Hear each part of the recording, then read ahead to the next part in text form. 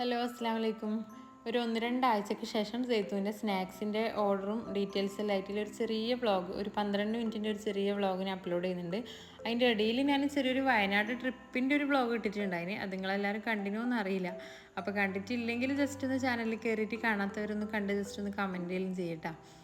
അപ്പോൾ സ്നാക്സിൻ്റെ കാര്യങ്ങളും ഡീറ്റെയിൽസ് ആയിട്ടുള്ള വീഡിയോസൊന്നും ചെയ്യാത്തതിൻ്റെ റീസൺ എന്ന് വെച്ചാൽ മെയിനായിട്ട് ഞാൻ മുമ്പേ പറയുന്ന പോലെ തന്നെ ഈ ചിക്കൻ റോള്, കായട, ഇറച്ചിയട, ഈ ഒരു 3 ഐറ്റംസാണ് ഏറ്റവും കൂടുതൽ മൂവ്മെൻറ്റ് ഉള്ളത്. അപ്പോൾ റിപ്പീറ്റഡ് ആയിട്ടുള്ള ഐറ്റംസ് തന്നെ ഉണ്ടാക്കുന്നത് വീഡിയോസ് ചെയ്യാൻ എനിക്ക് ഒരു മടി. ഇത് ഒരുപാട് തവണ കാണിച്ചു തന്നല്ലോ എന്ന് വിചാരിച്ചിട്ടൊരു മടി. പിന്നെ ഒരുപാട് ആൾ പേഴ്സണലായിട്ട് വിളിച്ചിട്ട് പ്രശ്നമില്ല, നിങ്ങളെ ഓർഡേഴ്സും കാര്യങ്ങളെല്ലാം കാണാമല്ല, എങ്ങനെ ഓർഡേഴ്സ് കിട്ടുന്നതെന്നും നിങ്ങൾ പാക്ക് ചെയ്യുന്നതും അങ്ങനെ ഇങ്ങനെയൊക്കെ നമുക്ക് കാണാമല്ല. അതുകൊണ്ട് വീഡിയോസ് ചെയ്യാതിരിക്കേണ്ട, എന്തായാലും പ്രശ്നമില്ല എന്നുള്ള ഒരു കുറച്ച് സപ്പോർട്ട് കിട്ടിയപ്പോൾ വിചാരിച്ച് എന്നാൽ പിന്നെ എനിക്ക് കിട്ടുന്ന ഓർഡേഴ്സ് എന്താണെന്നൊന്നും നോക്കണ്ട, ചെറിയൊരു വീഡിയോ ഇടയ്ക്കിടയ്ക്ക് ഇതുപോലെ ചെയ്യാമെന്ന് വിചാരിച്ചു. പൊതുവേ ഞാൻ അപ്ലോഡ് ചെയ്യുന്ന വീഡിയോസ് ആദ്യം മുതൽ തന്നെ കാണുന്ന ആൾക്കാർക്ക് മനസ്സിലാകും, എല്ലാ ഐറ്റംസും, അതായത് കുറേ അധികം സ്നാക്സ് 10-20 വെച്ചിട്ടാണ് പൊതുവേ ഡെലിവറി ചെയ്യാറുണ്ടാവല്. അപ്പോൾ വാങ്ങുന്ന ആൾക്കും അതൊരു സൗകര്യമാണല്ലോ. അത്യാവശ്യം ഇപ്പോൾ ഒരു ഗസ്റ്റ് വന്നാലോ അല്ലെങ്കിൽ എവിടെയെങ്കിലും കൊണ്ടുപോകുന്നുണ്ടെങ്കിൽ ഒരു 4-5 ഐറ്റംസ് 20 വെച്ചിട്ടോ അല്ലെങ്കിൽ 30 വെച്ചിട്ടോ വാങ്ങുമ്പം ഒരുപാട് ഐറ്റംസ് കഴിക്കാമല്ലോ. നമ്മളിപ്പോൾ വീട്ടിൽ നിന്ന് തന്നെ കഷ്ടപ്പെട്ട് ഉണ്ടാക്കുമ്പോൾ കുറേ ടൈം എടുത്തിട്ട് ഉണ്ടാക്കിയാലും ഒരു ഐറ്റം അല്ലെങ്കിൽ 2 ഐറ്റം അല്ലേ ഉണ്ടാക്കാൻ പറ്റും. അപ്പോൾ എൻ്റെ അടുത്ത് അങ്ങനെ സമോസയും റോളും എല്ലാ കാര്യങ്ങളും ഉണ്ടാകുമ്പോൾ എല്ലാം 20-30 വെച്ചിട്ട് വാങ്ങിയിട്ടില്ല ഒരു ഓർഡറാണ് കൂടുതലുണ്ടായിന്. പക്ഷേ ഒരു നോമ്പും പെരുന്നാളിൽ കഴിഞ്ഞതിന് ശേഷം എനിക്ക് തോന്നുന്നു ഈ റോള്, കായയുടെ, ഇറച്ചിയട, ഇത് മൂന്നാണ് മെയിനായിട്ട് പോകുന്നുണ്ടായിന്. പിന്നെ ഞാനും എന്താക്കി ആ ഒരു എന്താ പറയുക പപ്സ്, സമൂസ, അങ്ങനത്തെ കുറേ ഐറ്റംസ് ഉണ്ടാക്കിയിട്ട് ടുഡേ സ്പെഷ്യലിനോ അല്ലെങ്കിൽ ടുഡേ അവൈലബിൾ എന്നുള്ള സ്റ്റാറ്റസ് ഇട്ടിട്ട് അന്നന്ന് സെയിൽ ചെയ്യാണ്ട് ഞാനിങ്ങനെ കുറച്ചധികം, അതായത് ഇപ്പോൾ ഈ വീഡിയോയിലെല്ലാം കണ്ടില്ലേ, അത് ഏകദേശം ഒരു ഫുൾ ചിക്കനാണ് അതിനെ സ്പ്രെഡാക്കി വെച്ചിട്ടുണ്ടായിരുന്നു. അപ്പോൾ കുറച്ചധികം മസാലയൊക്കെ ആക്കി കുറച്ചധികം ചിക്കൻ റോളും ഇറച്ചിയുടെയും കായയുടെയും ഈ 3 സാധനം ഫ്രീസറിൽ സൂക്ഷിച്ചാൽ അതിന് മാത്രം നല്ല മൂവ്മെൻറ്റ് ഉണ്ട്. അതായത് ഒരു 50-100 ഇടയ്ക്കിടയ്ക്ക് പോകുന്നുണ്ട്. മിക്ക ആൾക്കാരും അത് തന്നെയാണ് വാങ്ങുന്നത്. പിന്നെ അത്യാവശ്യക്കാരാണെങ്കിൽ എന്ത് സാധനമാണെന്നെങ്കിലും വാങ്ങുകയും ചെയ്യും. അതായത് പെട്ടെന്നൊരു ഗസ്റ്റ് വന്നിട്ടോ അല്ലെങ്കിൽ പെട്ടെന്നൊരു സ്ഥലത്തേക്ക് പോകാൻ ഇറങ്ങിയിട്ട് ബേക്കറിയിൽ നിന്നൊന്നും വാങ്ങണ്ട, നമ്മൾ ഹോംലി ആയിട്ടുള്ള എന്തെങ്കിലും വേണമെന്ന് വിചാരിക്കുന്ന ആൾ സാധനത്തിൻ്റെ ഇത് നോക്കൂല, എന്തായാലും പ്രശ്നമില്ല, എന്താ ഉള്ളത് 20 വെച്ചിട്ട് തന്നല്ലേ 30 വെച്ചിട്ട് തന്നേന്നൊക്കെയാണ് പറയല്. അപ്പോൾ പിന്നെ ഈ ഒരു 3 സാധനത്തിൽ മാത്രം ഞാൻ കുറച്ച് കോൺസെൻട്രേറ്റ് ചെയ്യാമെന്ന് വിചാരിച്ച്. അപ്പോൾ അതിൻ്റെ ഇടയിൽ എൻ്റെ സേറുമോള് നിസ്കരിക്കുന്ന ആ ഒരു ക്യൂട്ട്നെസ് കണ്ടുകൊണ്ട് ജസ്റ്റ് ഒന്ന് വീഡിയോയിൽ ഉൾപ്പെടുത്തിയതാട്ടോ, വേറൊന്നുമല്ല. കുറേ ആൾ ചോദിക്കലുണ്ട് സേറുമോളെ വീഡിയോസ് ഒന്നും ഇപ്പോൾ കാണുന്നില്ല, സേത്തുവിൻ്റെ ഇതിൽ ഇല്ലാത്തതുകൊണ്ട് ഓളയും കൂടി മിസ് ചെയ്യുന്നതിൽ കുറേ ആൾ പറയാറുണ്ട്. അതുകൊണ്ടാണ് ഓളിങ്ങനെ കുഞ്ഞു കുഞ്ഞു വീഡിയോസ് ഞാനിങ്ങനെ ഇതിൽ വ്ളോഗിൽ ഉൾപ്പെടുത്തിന് കേട്ടോ. പിന്നെ പ്രത്യേകിച്ച് പറയാനുള്ള വിശേഷം എന്ന് പറഞ്ഞാൽ മുമ്പ് ചെയ്തതിനെ അപേക്ഷിച്ച് നോക്കുമ്പോൾ ഇപ്പം ഭയങ്കര ഡിഫിക്കൽട്ടായിട്ടുള്ളൊരു കാര്യമൊന്നും ഡെലിവറി ചെയ്യാന്നുള്ളത്. അതിപ്പോൾ ഏതെങ്കിലും കസ്റ്റമേഴ്സ് വിളിക്കുമ്പോൾ ഞാൻ ഓക്കെ ഡെലിവറി ഉണ്ടെന്ന് പറയും, പക്ഷേ അത് ഭയങ്കര ഡിഫിക്കൽട്ട് എന്ന് പറഞ്ഞാൽ കൊണ്ടുപോകാനും ആളില്ല. പൊതുവേ ഞാനിങ്ങനെ അനിയനോ അല്ലെങ്കിൽ ഹസ്ബൻഡിൻ്റെ മരുവനെ അങ്ങനെയുള്ള ആൾക്കാരിൽ നിന്ന് അയക്കാറ് പൊതുവേ. അപ്പോൾ എല്ലാവരും ഇപ്പം എല്ലാ ടൈമും അവൈലബിൾ ആയിട്ട് കിട്ടണമെന്നില്ലല്ലോ. അപ്പോൾ കസ്റ്റമേഴ്സിനാണെങ്കിൽ ഡെലിവറി എന്തായാലും വേണം. മിക്ക വിളിക്കുന്ന ആൾക്കാരും അല്ല വീട്ടിൽ ആരുമില്ല, നിങ്ങൾ വീഡിയോസ് കണ്ടിട്ട് എന്തായാലും ഈ സാധനം വേണമെന്ന് തോന്നുന്നുണ്ട്, പക്ഷെ വീട്ടിൽ ആരുമില്ല, എങ്ങനെയെങ്കിലും എത്തിച്ചേരുമെന്ന് നിൽക്കുമ്പോൾ എത്ര ഇല്ല എന്ന് പറയാമെന്ന് വിചാരിച്ചാലും ഞാൻ ഓക്കെ ഇൻഷാല്ലാ എന്ന് പറഞ്ഞിട്ട് ഞാൻ ഫോൺ വെക്കും. പക്ഷേ കുറച്ച് കഴിഞ്ഞ് അതിൻ്റെ ടൈം എത്തിയാലാണ് എനിക്ക് അതിൻ്റെ ആ ഒരു ബുദ്ധിമുട്ട് മനസ്സിലാണ്. കാരണം എന്ന് വെച്ചാൽ ഈ വീഡിയോയിൽ തന്നെയുള്ള കുറച്ച് സ്നാക്സ് കൊണ്ടുപോയിട്ട് നല്ല 8ൻ്റെ പണി എനിക്ക് കിട്ടി. അതായത് വലിയ ദൂരമൊന്നുമില്ല, കണ്ണൂർ തന്നെ കുറച്ച് ഒരു ലോങ്ങുള്ള സ്ഥലമാണ്. അപ്പം നമ്മുടെ ഈ ഒരു മടക്കര എന്ന് പറയുന്ന ഈ ഒരു പ്രദേശമായിട്ട് ഒരു 10-17 കിലോമീറ്ററിൻ്റെ ഒരു ഡിസ്റ്റൻസ് ഉണ്ട്. അപ്പം ഞാൻ അവരുടെ അടുത്ത് ഇതുപോലെ ഏറ്റുപോയി. അവരും എന്താ പറയുക ഇതൊന്നും കൂടാണ്ട് ഒരു ബട്ടർ കുംസെല്ലും ആക്കുകയും ചെയ്തിന്. അപ്പോൾ എല്ലാ സാധനങ്ങളുമായിട്ട് എങ്ങനെയും കൊണ്ടുപോകാൻ ആളില്ല എന്നുണ്ടപ്പോൾ ലാസ്റ്റ് ഞാൻ ബസ്സിന് കയറ്റി വിടാമെന്നുള്ളൊരു ഓപ്ഷൻ കൊടുത്തു. മുമ്പ് ഞാൻ ഇതുപോലെ ബസ്സിന് കയറ്റി വിട്ടിട്ടുണ്ട്, വടകര, കാസർഗോഡൊക്കെ അങ്ങനെ കയറ്റി വിട്ടിട്ടുണ്ട്. അപ്പോൾ കണ്ണൂരും അതുപോലെ ചെയ്യാമെന്നുള്ള തീരുമാനം പെട്ടെന്ന് എടുത്ത് അങ്ങനെ കസ്റ്റമറെ വിളിച്ച് ബസ്സിൻ്റെ നമ്പറും ബസ്സിൻ്റെ പേരൊക്കെ പറഞ്ഞു കൊടുത്ത് ഇത്ര ടൈമിന് അവിടെ എത്തും എന്നൊക്കെ പറഞ്ഞ് കസ്റ്റമർ ഒരുപാട് നേരം വെയിറ്റ് ചെയ്തിട്ടും ബസ് അവിടെ എത്തിയിട്ടില്ല. അപ്പോൾ ബസ്സിന് അതിൻ്റെ പൈസയും കൊടുത്തിട്ടുണ്ടായിന്, ഇവിടുന്ന് കൊണ്ടുവന്നൊരു ചാർജും കൊടുത്തിട്ടുണ്ടായിന്. ബസ് എത്താണ്ട് ലാസ്റ്റ് ബസ്സിൻ്റെ ഡ്രൈവറെ നമ്പറില്ല, കണ്ടക്ടർ നമ്പറില്ല, ആകെ ടെൻഷനായി, കസ്റ്റമറും അവിടെ പോസ്റ്റായി. അങ്ങനത്തെ ചെറിയൊരു ടെൻഷനും ഇഷ്യൂസൊക്കെ വന്നിട്ടുണ്ടായിന്. പിന്നെ ബസ് തിരിച്ച് നമ്മളെ നാട്ടിലെത്തിയിട്ട് സാധനം സേഫായിട്ട് ഞാൻ വാങ്ങിയിട്ട് പിറ്റേന്ന് ഓട്ടോ കയറ്റി കൊടുക്കേണ്ട ഒരു അവസ്ഥയായിപ്പോയി. അതുകൊണ്ട് ഈ എന്താ പറയുക ഡെലിവറി എന്നുള്ളത് കുറച്ച് ബുദ്ധിമുട്ട് കൂടി വരുന്നൊരവസ്ഥയാണ്. അപ്പോൾ ഡെലിവറി ഞാനിപ്പോൾ മാക്സിമം എടുക്കാറന്നില്ല. അപ്പോൾ ആരെങ്കിലും ഇങ്ങോട്ട് വരുന്ന ആളുണ്ടെങ്കിൽ ഓക്കെ ഞാൻ ഐറ്റംസ് ഉണ്ടാക്കി തരാമെന്ന് പറയാറാണ് ഇപ്പം കൂടുതലും ചെയ്യാറ്. പിന്നെ ഈ വീഡിയോയിൽ കാണുന്ന നെയ്പ്പത്തലിനെ കുറിച്ച് എന്താ പ്രത്യേകത എന്ന് വെച്ചാൽ അതൊരു ഇൻസ്റ്റൻറ്റ് നെയ്പ്പത്തലിൻ്റെ പൊടിയാണ് കേട്ടോ. അതായത് കണ്ണൂർ കൈമ ഗോൾഡിൻ്റെ ഒരു നെയ്പ്പത്തിരി പൊടി. അപ്പം ഞാൻ പൊതുവെ ഇങ്ങനത്തെ പൊടികൾ വാങ്ങി യൂസ് ചെയ്യുന്ന ടൈപ്പല്ല. അത്യാവശ്യം ഒരു പുട്ടുപൊടി മാത്രമേ ഞാൻ ഈ പാക്കറ്റ് വാങ്ങി യൂസ് ചെയ്യുള്ളൂ എന്ന് എനിക്ക് തോന്നുന്നു. പത്തലിൻ്റെ പൊടിയിൽ നമ്മൾ ഓൾറെഡി മില്ലിൽ കൊടുത്ത് പൊടിക്കുന്നതല്ലേ. ഇത് ആക്ച്വലി കണ്ണൂരിൽ നിന്ന് പെരുന്നാളിൻ്റെ ടൈം ഈ കൈമ ഗോൾഡിൻ്റെ ബിരിയാണി റൈസ് വാങ്ങിയപ്പോൾ അതിന് ഫ്രീ ആയിട്ട് കിട്ടിയതാണ് ഒരു 1/2 കിലോൻ്റെ പാക്കറ്റ്. അപ്പം ഞാനത് പ്രതീക്ഷിക്കുന്നേ ഇല്ല ഇത്ര നന്നാവുന്നു. നമ്മൾ വീട്ടിൽ നിന്ന് ഉണ്ടാക്കുന്ന അതേ ടേസ്റ്റിൽ ജീരകവും ഉള്ളിയും തേങ്ങയും എല്ലാത്തിൻ്റെയും ആ ഒരു ടേസ്റ്റും ഫ്ലേവറിലും വന്നിട്ട് നല്ല അടിപൊളിയായിട്ടുണ്ടായിരുന്നു. അപ്പോൾ അതിൻ്റെ പാക്കറ്റിൻ്റെ പുറത്തൊരു 25 പീസ് കിട്ടുമെന്നുണ്ടായിന്. എനിക്കത് ഓരോരാളെ സൈസിനനുസരിച്ചിരിക്കും. എനിക്കൊരു 21 പീസ് നെയ്പ്പത്തിലാന്ന് കിട്ടിയിട്ടുണ്ടായിന്. 110 രൂപ എന്തോന്ന് അതിൻ്റെ വില വരുന്നത്. അപ്പോൾ പെട്ടെന്ന് നെയ്പ്പത്തിൽ ഇഷ്ടപ്പെടുന്ന ആൾ കഴിക്കാൻ ആഗ്രഹമുള്ളവരിലുണ്ടെങ്കിൽ അതൊന്ന് വാങ്ങിയിട്ട് സൂക്ഷിച്ചോട്ടാ.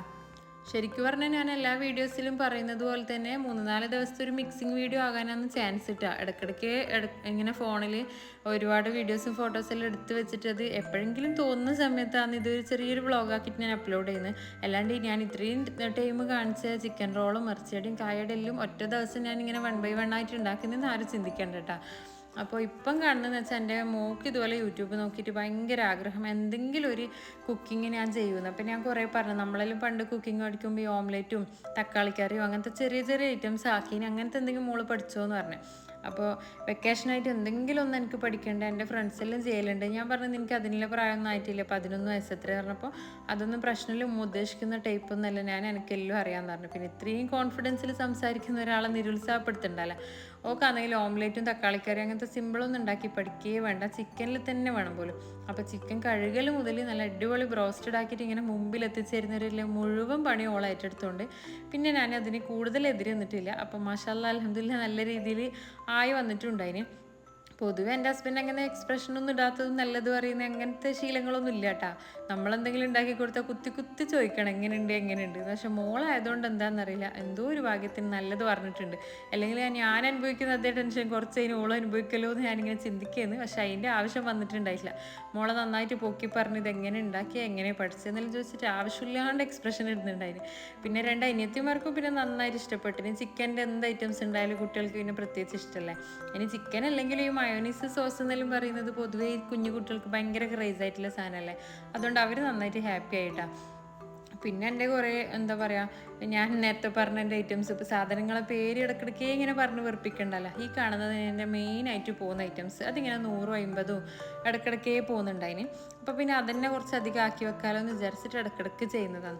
പിന്നെ ഈ വീഡിയോസ് കണ്ടിട്ട് ആരെങ്കിലും ഇതുപോലെല്ലാം ഫോളോ ചെയ്യുന്നുണ്ടെങ്കിൽ ഞാൻ ഇതുപോലെ സിമ്പിളായിട്ട് മറിച്ചിടുന്നൊന്നും കണ്ടിട്ട് പെട്ടെന്ന് ഇതുപോലെ പോയിട്ട് ചെയ്യണ്ട.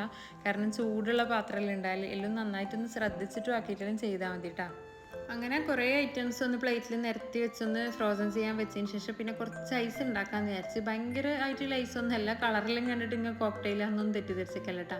സാധാരണ ഒരു 30 രൂപേൻ്റെ പാക്കറ്റ് ടാങ്ക് കൂടി വാങ്ങിയിട്ട് ജസ്റ്റ് ഒന്ന് ആക്കി വെച്ചതാണ്. കാരണം സ്കൂൾ കൂട്ടിയോണ്ട് കുട്ടികൾക്ക് പൈസ എന്താ പറയുക പൈസ ചിലവാക്കലും ഈ 5 തരുമോ 2 തരുമോ എന്ന് ചോദിച്ച് കടയിൽ പോക്ക് ഭയങ്കര കൂടുതലാണ്. അപ്പം മെയിനായിട്ട് വാങ്ങിക്കൊണ്ടിരുന്ന ഈ ഐസും ലേസും തന്നെയാണ്. നിയന്ത്രിക്കാനും കൺട്രോൾ ചെയ്യാനും കുറേ നോക്കുന്നുണ്ട്, നടക്കുന്നൊന്നുമില്ല. അപ്പോൾ പിന്നെ ഏതായാലും ഞാൻ വിചാരിച്ച് കുറച്ച് ഐസ് ഞാൻ തന്നെ ഉണ്ടാക്കി വെച്ച് കൊടുക്കുക. എന്നാൽ പിന്നെ കടയിൽ നിന്ന് കിട്ടുന്ന ഈ മോശം വെള്ളത്തിനോടാക്കുന്ന ഐസാന്നില്ല ഒരു ടെൻഷനും മാറും. പിന്നെ ഒരു 30 രൂപേൻ്റെ ടാങ്കിൻ്റെ പൊടി വാങ്ങിയാൽ തന്നെ അത്യാവശ്യം കുറച്ച് ഇതാ ഈ രൂപത്തിലുള്ള ഐസും പിന്നെ കുറച്ച് പാക്കറ്റിലുള്ള ഐസെല്ലാം ആയിട്ട് കുറച്ച് ക്വാണ്ടിറ്റി അധികം കിട്ടുകയും ചെയ്യല്ല. പക്ഷേ ഇവരിങ്ങനെ എന്തെങ്കിലും ഉണ്ടാക്കുന്ന കണ്ടു കഴിഞ്ഞാൽ പിന്നെ ഫ്രീസറിനൊരു റെസ്റ്റ് ഉണ്ടാവില്ല, അത് വേറൊരു കാര്യം. എന്തായാലും ഇങ്ങനെ നല്ല ചൂട് സമയമല്ലേ, ഈ ഹെവി വർക്ക് എടുക്കുന്നതിൻ്റെ ഇടയിൽ ഇങ്ങനെ ഒരു ഐസ് തിന്നല്ലേ അതിപ്പോൾ എന്ത് ഫ്ലേവറാണോ അല്ലെങ്കിൽ വലിയ സംഭവമാണെന്നൊന്നുമില്ല, എന്ത് ഐസായാലും കഴിച്ചോളൂ. ഞാനായാലും മക്കളായാലും എല്ലാം കഴിച്ചോളൂ. അതുകൊണ്ടാണ് അങ്ങനെ ഉണ്ടാക്കി വെച്ചിട്ടുണ്ടായിന്. പാക്കറ്റിൽ ടാങ്കെല്ലാം നിറച്ചതിന് ശേഷം ക്യാൻറ്റീനിൽ ഞാൻ കുറേ പരതിയിട്ടാ. പിന്നെ ഞാൻ വിചാരിച്ചത് ഇതിപ്പോൾ ഞാൻ കഷ്ടപ്പെട്ട് കുറേ ഒട്ടിച്ചാലും ജസ്റ്റ് ആ ഐസ് ഉറക്കുന്ന ഒരു ടൈം തൊട്ടിട്ട് എൻ്റെ മക്കൾ തിന്നാൻ തുടങ്ങും. അപ്പോൾ ഈ മുറിച്ചാന്ന് പറഞ്ഞിട്ട് അവർ എൻ്റെ അടുത്തേക്ക് തന്നെയല്ലേ വരണ്ടേ. അപ്പോൾ വെറുതെ എന്തിനാ ഒട്ടിച്ചിട്ട് സമയം കളയുന്നത്. അതുകൊണ്ട് ഞാൻ ജസ്റ്റ് ഒരു കുത്തനെയുള്ളൊരു പാത്രം എന്തോ ഒരു മിക്സിൻ്റെ ജാറോ അങ്ങനെ എന്തോ ഒരു കുത്തനെയുള്ള സംഭവം എടുത്തിട്ട് ജസ്റ്റ് അതൊന്ന് അട വെച്ചിട്ടേ ഉള്ളൂ. പിന്നെ ഉറക്കേണ്ട താമസം ഐസ് തീർന്ന വഴി കണ്ടിട്ടില്ല. പിന്നെ അതിനുശേഷം കുറച്ച് ബീഫിൻ്റെ ഫില്ലിങ് ഉണ്ടാക്കാനുണ്ടായിന്. ഈ ഫില്ലിങ്ങെല്ലാം ഉണ്ടാക്കുന്ന വീഡിയോ കാണുമ്പോൾ സത്യം പറഞ്ഞാൽ എനിക്ക് ഈ ഉള്ളി മുറിക്കുന്ന മെഷീൻ്റെ കട ഇനിയും ആർക്കും പറഞ്ഞു കൊടുത്തിട്ടില്ലല്ലോ എന്നില്ല ഒരു റിഗ്രറ്റ് ഇങ്ങനെ വരുന്നിട്ടാ. സത്യം പറഞ്ഞാൽ മറന്നു എന്ന് തന്നെയാണ്, വേറെ റീസൺസ് ഒന്നും ഇല്ല. ഒരുപാട് ആൾ എവിടുന്നൊക്കെയോ ചോദിക്കുന്നുണ്ട്. അപ്പോൾ സത്യം പറഞ്ഞാൽ എനിക്ക് ആ കടൻ്റെ പേരും അറിയില്ല. സാധാരണ നമ്മൾ ഈ പ്രീതിൻ്റെ മിക്സി ശരിയാക്കുന്ന ഈ സർവീസ് സെൻറ്റർ പോലത്തെ ഒരു ഷോപ്പ് ഉണ്ടാവില്ലേ, അങ്ങനത്തെ ഒരു ഷോപ്പാണ് ആക്ച്വലി. ഒരു നിക്ഷാന് അല്ലെങ്കിൽ മൈജി അങ്ങനെ പേരുള്ളൊരു ഷോപ്പല്ല, ചെറിയൊരു സർവീസ് സെൻറ്റർ. അപ്പോൾ അതിൻ്റെ പേരെടുത്ത് പറയാനോ അല്ലെങ്കിൽ അത് ഇന്ന നാട്ടിലാന്ന് പറയാനോ എനിക്ക് അറിയില്ല സത്യം പറഞ്ഞാൽ. അപ്പോൾ കണ്ണൂർ പോയാൽ അത് ഒന്ന് വീഡിയോ എടുത്തിട്ട് അതിൽ ഉൾപ്പെടുത്തി തന്നാൽ എല്ലാവർക്കും ഉപകാരമാവില്ല എന്ന് വിചാരിക്കാൻ തുടങ്ങിയിട്ട് കുറേ നാളായി. പക്ഷെ എങ്ങനെ നടക്കുന്നില്ല, മറന്നു പോകുന്നു. കണ്ണൂർ പോയിനി അതിന് ശേഷം കുറേ വട്ടം പോയിട്ടുണ്ടായിന്, പക്ഷെ എന്താണെന്നറിയില്ല, മറന്നു പോകുന്നു. പിന്നെ ഈ ഉള്ളി മുറിക്കുന്നതും മസാല ആക്കുന്നതും വീഡിയോ ചെയ്യുമ്പോൾ എപ്പോഴോ അതിനിയും പറഞ്ഞിട്ടില്ലല്ലോ എന്ന് ഓർമ്മയായിരുന്നു. അപ്പോൾ ഒന്നുകൂടി സോറി പറയാട്ടാ, അത് വെയിറ്റ് ചെയ്ത് നിൽക്കുന്ന എല്ലാവരോടും ഒന്നുകൂടി സോറി. ഇൻഷാല്ല ഇനി ഏതെങ്കിലും ഒരു കണ്ണൂർ പോക്കിൽ ഞാൻ ഉൾപ്പെടുത്താൻ ശ്രമിക്കാം.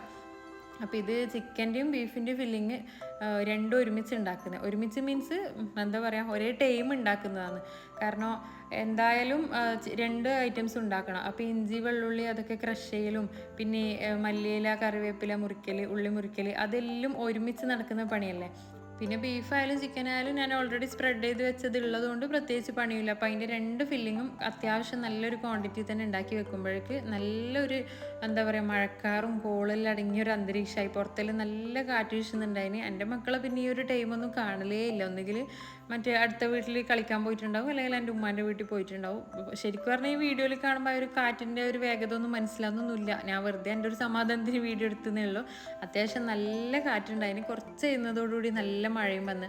അതുകൊണ്ട് തൽക്കാലം ഞാൻ രണ്ട് ഫില്ലിങ്ങും നന്നായിട്ട് ഫാനിലിട്ടിട്ട് ഒന്ന് ആറ്റി തണുപ്പിച്ചിട്ട് ഫ്രീസറിൽ കയറ്റി ചെയ്തിട്ടുണ്ടായിരുന്നു. കാരണം ഓരോ പണികളായിട്ട് ഇടയ്ക്കിടയ്ക്ക് ചെയ്യുമ്പോൾ എല്ലാം പറ്റുന്നുണ്ടായി. ഒരുപാട് ആളെൻ്റെ അടുത്ത് ചോദിക്കുന്ന കാര്യമാണ്, ഹെൽപ്പറെ വെച്ചിനാ നിങ്ങൾ എന്താണെന്ന് ഒറ്റക്കാണോ ചെയ്യുന്നതിൽ കുറേ ആൾ ചോദിക്കുന്നതെന്ന്. ഹെൽപ്പറെ വെക്കായിട്ടല്ല, സത്യം പറഞ്ഞാൽ ഹെൽപ്പറെ കിട്ടായിട്ടാണ്. ഞാൻ ഒരുപാട് നാളായിട്ട് അന്വേഷിക്കുന്ന ഒരു കാര്യമാണ് ഈ സ്നാക്സ് ബിസിനസ്സിൻ്റെ ഫീൽഡിൽ ഒരു ഹെൽപ്പർ കിട്ടാന്നുള്ളത്. ആരും കിട്ടുന്നില്ല. അപ്പോൾ പിന്നെ എനിക്ക് ഒറ്റയ്ക്ക് ഉണ്ടാക്കാന്നുള്ളതല്ലാണ്ട് വേറെ ഓപ്ഷൻ ഇല്ല.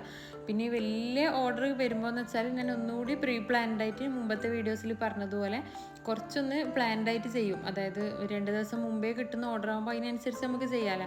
ആദ്യം ഉള്ളി മൊത്തത്തിലൊന്ന് തൊലികളിന് വെക്കും, അല്ലെങ്കിൽ ഇഞ്ചി വെള്ളുള്ളി ക്രഷ് ചെയ്ത് വെക്കും, അതിൻ്റെ മീറ്റ് ആദ്യം ഒന്ന് സ്പ്രെഡ് ചെയ്ത് വെക്കും. അങ്ങനെ കുറച്ച് കാര്യങ്ങളെല്ലാം ചെയ്ത് വെച്ചിട്ട് പിന്നെ എന്നെക്കൊണ്ട് പറ്റുന്ന പോലെ. പിന്നെ എൻ്റെ മോളും മാഷാല്ലാ നല്ല ഹെൽപ്പിംഗ് ആണ്. സ്കൂൾ കൂട്ടിയതുകൊണ്ടോളം നല്ല ഹെൽപ്പിന് എനിക്ക് കിട്ടുന്നുണ്ടായിരുന്നു. അപ്പം അങ്ങനെയല്ലാണ് ഞാനിങ്ങനെ തട്ടിമുട്ടി മുന്നോട്ട് പോകുന്നത്. ഇതുവരെയായിട്ട് ഹെൽപ്പറൊന്നും ഇല്ല. അപ്പം ആദ്യത്തെ പോലെ തന്നെ ഇനിയും ഓർഡേഴ്സ് തരാൻ ആർക്കെങ്കിലും ആഗ്രഹം ഉണ്ടെങ്കിൽ ഈ വീഡിയോൻ്റെ ലാസ്റ്റ് ഞാൻ നമ്പർ കൊടുക്കുന്നുണ്ട്. അപ്പോൾ ആവശ്യമുള്ളവർക്ക് ആ നമ്പറിൽ കോൺടാക്ട് ചെയ്താൽ മതി. അതുപോലെ തന്നെ ലൈക്കും കമൻറ്റും സപ്പോർട്ടും ഷെയറിങ്ങും ഒന്നും മറക്കരുത് കേട്ടോ. അപ്പോൾ ഇൻഷാല്ലാ അടുത്ത വീഡിയോ കാണാം.